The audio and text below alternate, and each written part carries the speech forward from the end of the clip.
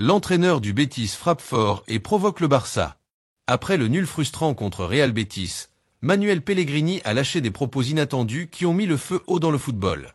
Et pendant que le Real Madrid chute, une bombe venue d'Angleterre menace le vestiaire du Barça. Manchester City prépare une offre de 80 millions pour l'un de nos joueurs les plus populaires. Sans oublier Eric Garcia qui pourrait plier bagage pour la Real Sociedad et Tebas qui continue sa guerre ouverte contre le club catalan. Installez-vous, abonnez-vous et activez la cloche. C'est du lourd. C'était une soirée de football chargée d'émotions au Stade Olympique Louis Compagnie. Le Barça recevait le Betis dans un match qui promettait beaucoup, et dès le coup d'envoi, on a senti une équipe catalane déterminée à imposer son rythme. Il a fallu à peine 7 minutes pour que les Blaugrana fassent parler leur talent. Ferran Torres a réalisé une passe millimétrée dans la profondeur, et Gavi, en pleine course, a parfaitement contrôlé avant de tromper le gardien d'un tir croisé. Une ouverture du score rapide, synonyme de domination, mais aussi de confiance. On pensait alors que Barcelone allait dérouler et plier le match en première période. Mais le football est souvent imprévisible et cruel. 10 minutes plus tard, le Betis a répondu d'une manière implacable. Corner tiré avec précision par Lo Celso, et au deuxième poteau, Nathan s'élève plus haut que tout le monde pour placer une tête puissante qui ne laisse aucune chance à Szczęsny. Égalisation, un but partout, et le match était totalement relancé.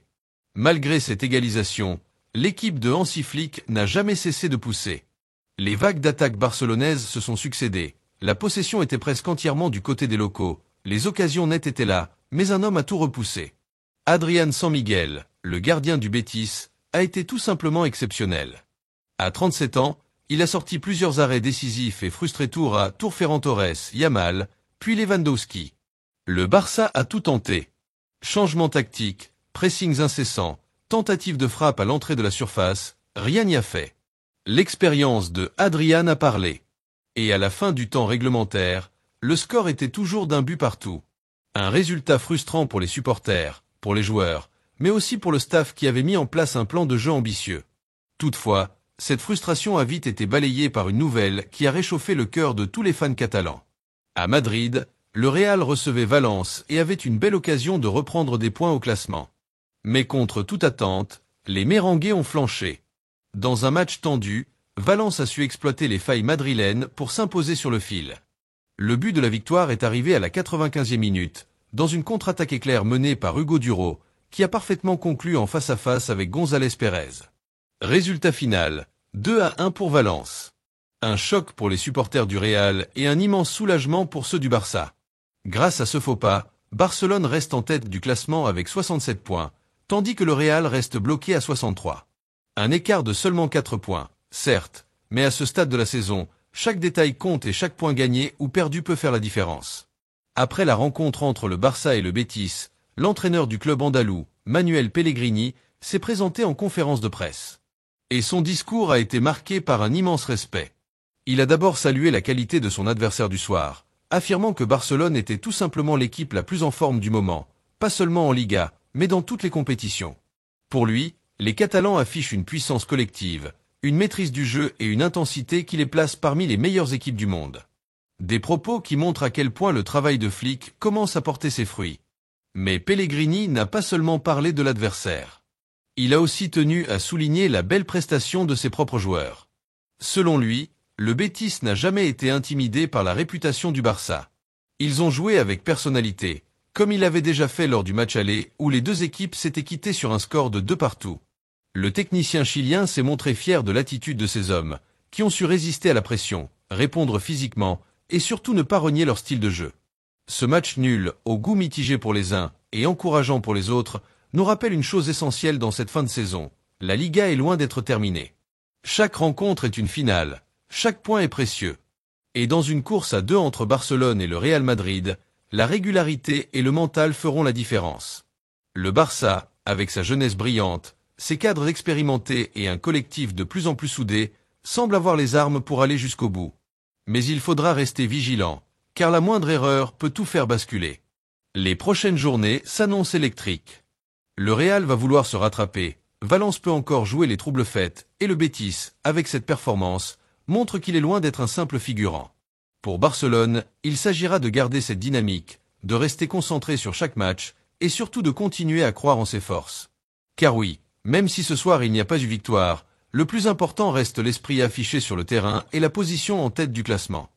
Une nouvelle tempête éclate dans les coulisses du football espagnol. Et, comme souvent ces derniers temps, c'est encore le FC Barcelone qui se retrouve au centre d'une grosse polémique. Cette fois-ci, c'est une affaire administrative, mais dont les conséquences pourraient être bien plus importantes qu'on ne le pense. Tout part d'une décision du Conseil supérieur des sports, aussi appelé CSD, qui est venu contredire une procédure validée par la Liga concernant les licences de 2 joueurs liés au Barça, Dani Olmo et Pau Victor. Ces 2 cas ont immédiatement provoqué une réaction ferme et explosive de la part du président de la Liga, Javier Tebas. Dans une publication sur ses réseaux sociaux, Tebas a exprimé toute sa colère contre cette décision. Il la juge non seulement injuste, mais aussi dangereuse pour l'équilibre du sport professionnel en Espagne. Selon lui, le CSD est allé beaucoup trop loin en annulant une démarche qui suivait pourtant les protocoles habituels de la Liga. Plus précisément, Tebas parle du League Manager, un logiciel automatisé utilisé depuis plusieurs saisons pour gérer les inscriptions et les licences des joueurs de manière fluide et transparente. D'après lui, le CSD aurait transformé une simple formulation administrative en un prétexte pour tout rejeter, ce qu'il considère comme une décision totalement exagérée. Mais le président de la Liga ne s'arrête pas là. Il va même plus loin, évoquant une possible motivation politique derrière cette décision. Pour lui, il ne s'agit pas d'un problème juridique ou technique, mais d'un acte d'ingérence. Il accuse clairement le Conseil supérieur des sports d'avoir agi sous pression, et non dans l'intérêt du sport. Ce qu'il dénonce, c'est que cette décision annule un processus qui n'a jamais été officiellement contesté. Une procédure qui, selon lui, avait déjà reçu l'aval des instances compétentes. Et tout ça, à cause d'une phrase mal interprétée. Pas d'une erreur réelle, pas d'une infraction. Juste un détail administratif, devenu soudainement un motif d'annulation. Tebas met en garde contre ce qu'il appelle une menace sérieuse pour la stabilité juridique du football espagnol. Si l'on commence à remettre en cause des décisions validées par des systèmes automatisés, sur la base d'un mot mal placé, alors c'est tout le système qui devient instable. Cela ouvre la porte à des contestations constantes, et surtout, cela place les clubs dans une insécurité administrative permanente. Et bien sûr, au premier rang des concernés, le FC Barcelone. Le président de la Liga insiste, la Liga défendra ses décisions, non pas par orgueil, mais par responsabilité. Car selon lui, ces attaques, ces suspensions de décisions prises en toute transparence, ne font que créer davantage de divisions entre les institutions. Or, ces institutions devraient au contraire travailler ensemble, main dans la main, pour le bien du football espagnol. Et c'est là tout le problème. Car aujourd'hui, au lieu d'avancer unis pour défendre l'équité des compétitions, chaque entité semble tirer dans une direction opposée.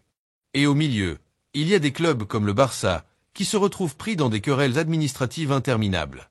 Pour les supporters du Barça, c'est encore une fois une affaire de plus à ajouter à la longue liste de polémiques qui entoure le club depuis plusieurs années. Malgré tous les efforts pour se concentrer uniquement sur le terrain, ces conflits externes ne cessent de perturber l'environnement de l'équipe première. Cela montre à quel point le football espagnol est devenu un terrain miné, où les performances sportives ne suffisent plus. Même quand un club respecte les règles établies, il n'est pas à l'abri de se retrouver au cœur d'une crise venue d'ailleurs. Alors restons attentifs à la suite de cette affaire. Car elle pourrait bien avoir des répercussions bien plus larges que ce que l'on imagine. Elle pourrait marquer un tournant dans les relations entre les institutions du football espagnol, et surtout, elle pourrait affecter directement la stabilité du FC Barcelone. Si vous êtes encore là, merci beaucoup pour votre fidélité. Si ce sujet vous a intéressé, pensez à mettre un like, à vous abonner si ce n'est pas déjà fait, et surtout à activer la cloche pour ne rien manquer des prochaines vidéos. On continue. L'histoire d'Éric Garcia au FC Barcelone semble peu à peu approcher de son dernier chapitre. Et cette fois, c'est la Real Sociedad qui entre sérieusement dans le dossier. Le club basque a clairement fait savoir qu'il souhaite faire revenir le défenseur espagnol de manière définitive, après une saison marquée par des apparitions ponctuelles sous les ordres de Hans-Dieter Flick. Éric n'a jamais vraiment réussi à s'imposer comme un titulaire indiscutable, malgré quelques bonnes performances lorsqu'il a été appelé en urgence, que ce soit en défense centrale ou même parfois au milieu de terrain. Le problème, c'est que le Barça n'a plus vraiment la place, ni le temps d'attendre une explosion de sa part. Avec la concurrence grandissante dans l'effectif et l'arrivée probable de nouveaux défenseurs, la situation devient très compliquée pour Éric. Même s'il a été utile cette saison, notamment en l'absence de joueurs comme Araujo ou Christensen, cela ne suffit pas à le placer dans les plans du club à moyen ou long terme. D'autant plus que le FC Barcelone a besoin de vendre pour équilibrer ses comptes avant la prochaine saison. Le club catalan a déjà fixé un prix de départ aux alentours de 10 millions d'euros, et ce montant pourrait grimper jusqu'à 15 millions en fonction des négociations avec la Real Sociedad. De son côté, l'entraîneur Imanol Alguacil est convaincu que le profil d'Eric est parfait pour combler l'absence laissée par Robin Lenormand, parti vers d'autres horizons.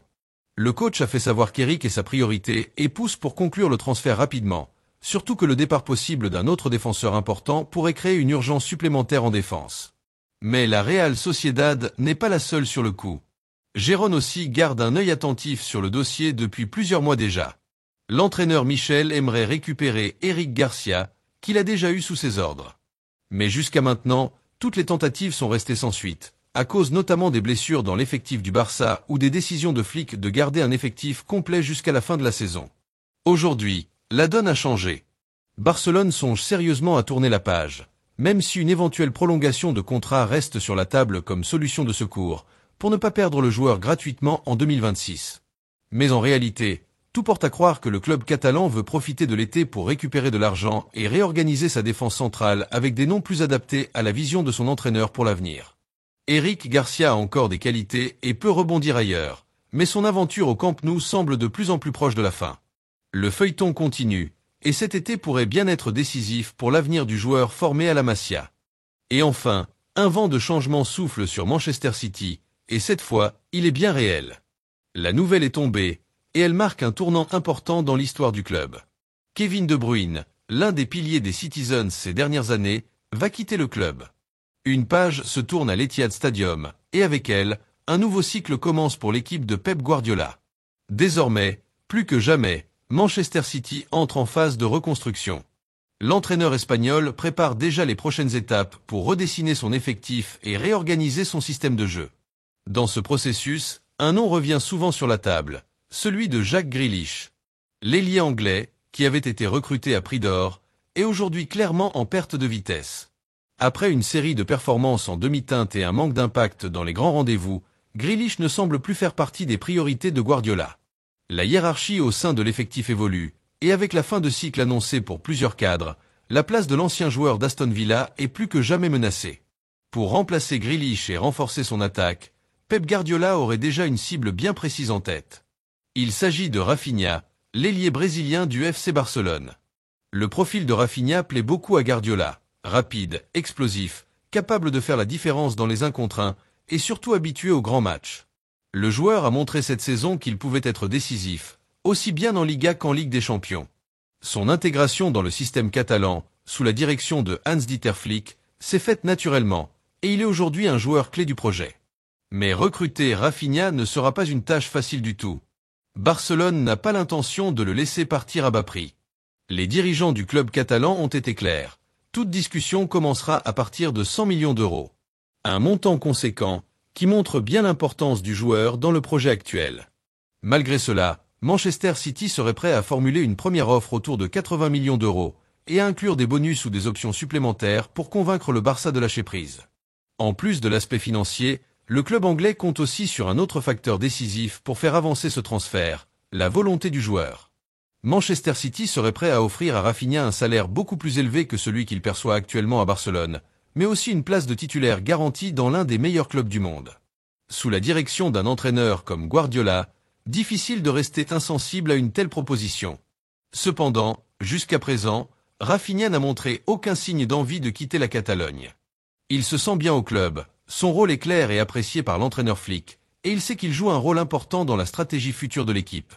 Sauf changement radical de sa part, ce dossier pourrait bien rester bloqué, malgré les efforts de Manchester City.